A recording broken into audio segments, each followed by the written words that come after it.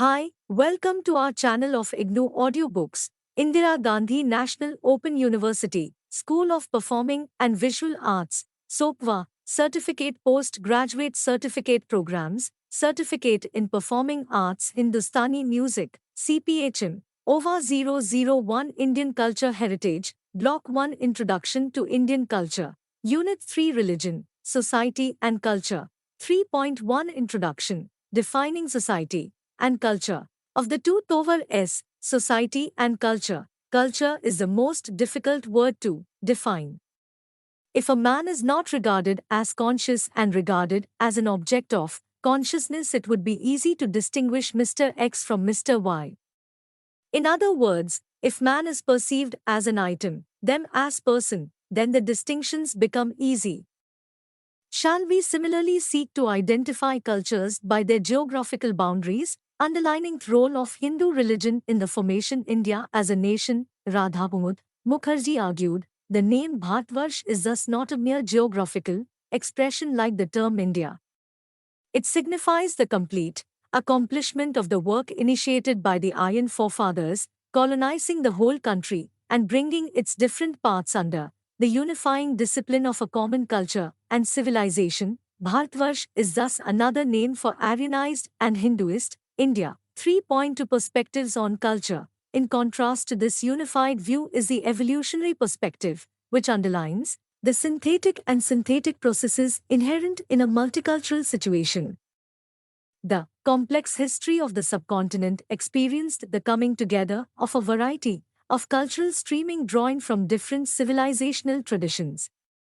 All communities, Hindu, Muslim, Christian or Parsi, experienced the influence of this multiple cultural interaction.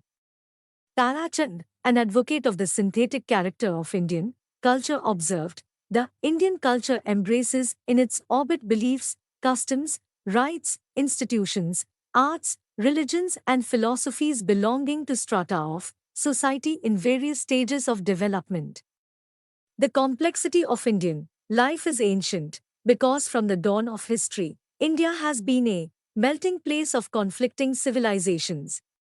As a matter of fact, the process of its cultural development may be envisaged as the blending of intellectual, aristocratic, folk and foreign influences. 3.3 Cultural plurality. The cultural plurality is intelligible only in the context of relationship between religion and culture, which are interrelated but not synonymous in any society. There is no uniform religious culture in terms of Hindu, Muslim or Christian, but there is an uniformly shared culture throughout India.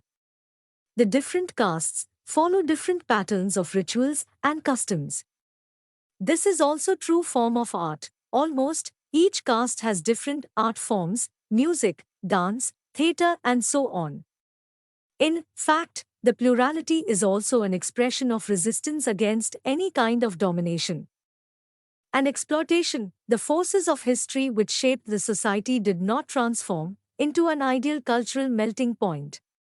The interaction of people with diverse cultural moorings and traditions influenced the society also. 3.4 Evolution of culture. Modern anthropologists, archaeologists, and historians consider the birth of civilization as a technological and organizational achievement. The ancient myths of humankind remember the dawn of civilization as a fall of humankind from simplicity. Increasing greed of man put him into the need of food production. Hot chase of the pot belly began. Man moved from the order of the ritual to the order of machine and superhighway. Myth of the fall of man is not memory, but one of speculative imagination.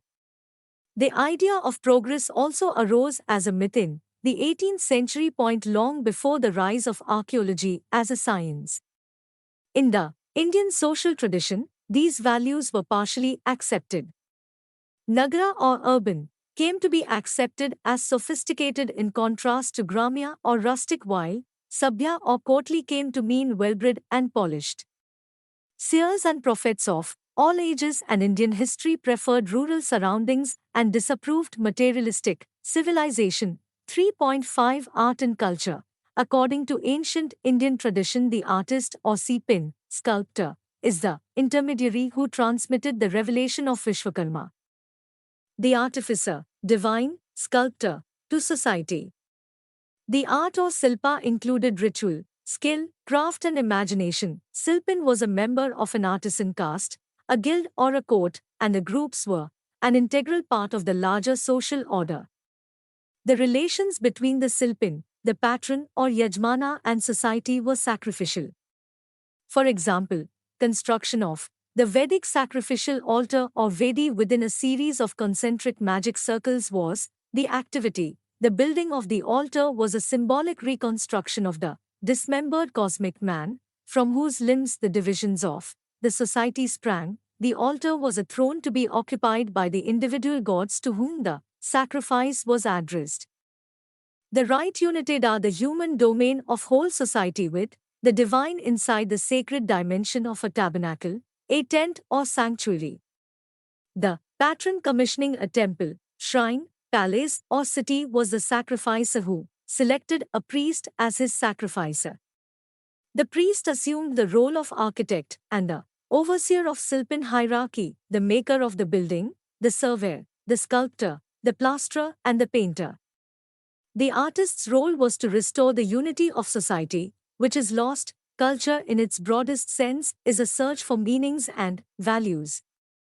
It refers to the common orientation of a group of creative appreciative persons towards the formation or discovery of such values.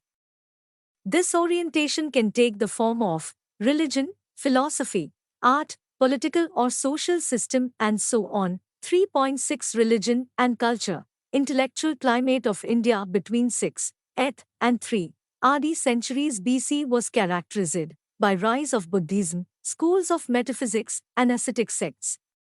The new urban man felt increasingly alienated from nature. Social discipline created an anxiety, resulting in nonconformism.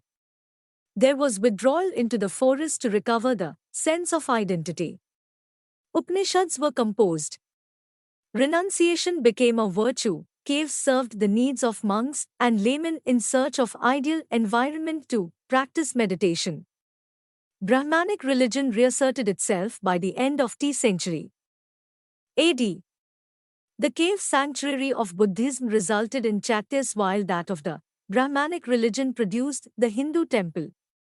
Now that the temple was constructed of slabs of stone, sculpture itself had to be modified to fit the new scheme. Religious devotion, different from monastic meditation, demanded imposing structures and focused the attention of worshipper on a complicated mythology. The tower of the temple combined the expression of both religious and temporal power. It became the emblem of a dominant ruling power of the king as well as the symbol of contact with God established by the king. 3.7 Media and culture.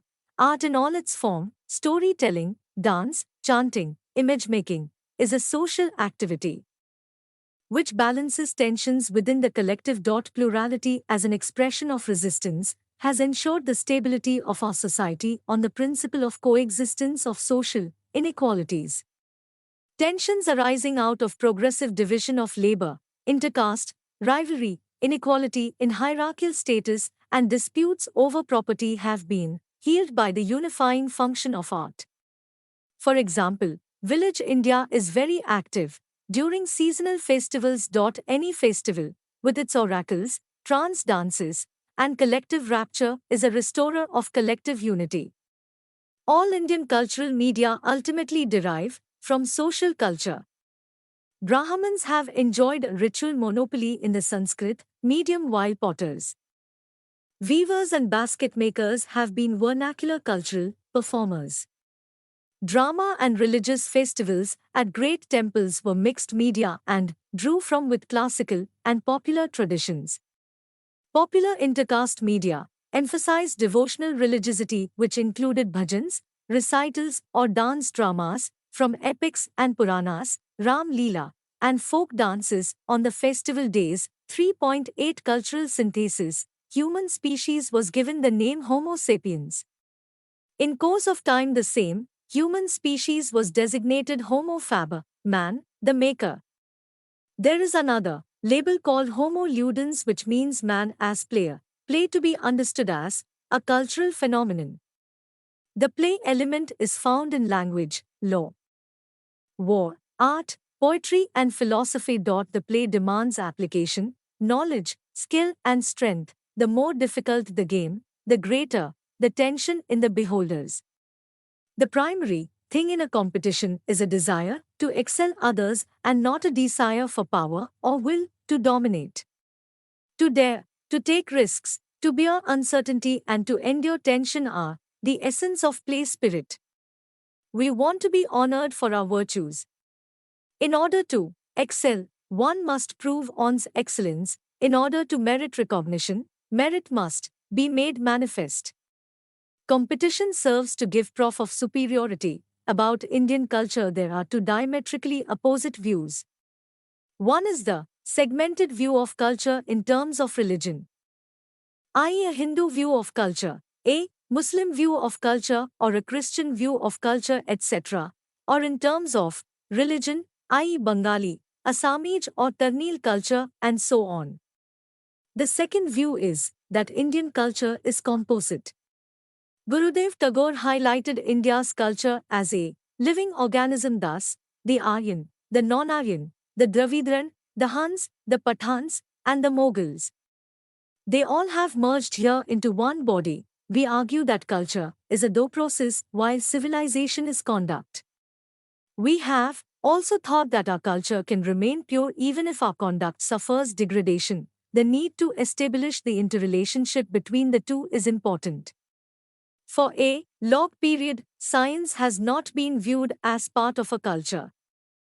Even though science and OSC culture are after all products of the creative expression of human minds, OSC role to neutralize the negative elements of a market economy. A sense of dignity and sense of self-confidence of among people is necessary to have control over lives as well as environment. There will be neither sustainable economic growth nor social progress and durable peace if they are not in tune with our cultural heritage. 3.9 Cultural diversity and its expression. The world has moved into the next millennium. Fears are expressed about the future of creative diversity and the plural character of culture. The change is being witnessed through media resolution, post-industrial technologies, and global communication networks. Number of scholars are talking about the clash of civilizations and the end of history. Hegemony of every kind, political, economic, and cultural, are anticipated.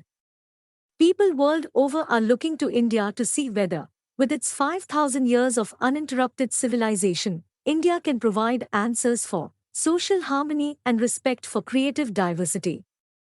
India's great heritage have inspired Indians as well as others who came to be associated with. India is a country of over billions people, 18 languages, 1,700 dialects, 4 main castes, thousands of subcastes, and 5 main religions.